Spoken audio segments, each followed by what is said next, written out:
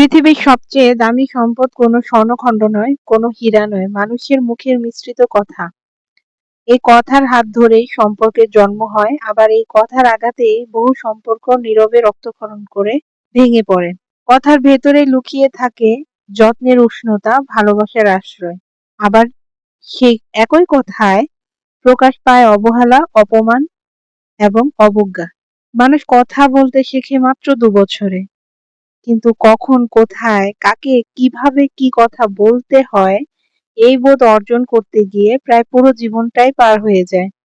কথা কখনো মাধুর্যের মতো শ্রুতিমধুর এবং হৃদয় ছোঁয়া, আবার কখনো তিক্ত, যেন অদৃশ্য বিষ যা ধীরে ধীরে সম্পর্ককে নষ্ট করে।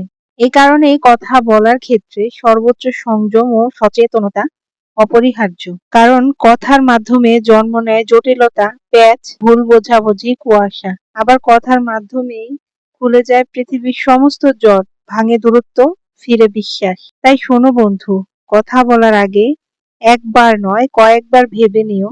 ভাববে তুমি কি বলতে যাচ্ছ, কেন বলতে চাচ্ছ, আর কোথায় কাকে কি বলতে চাচ্ছ।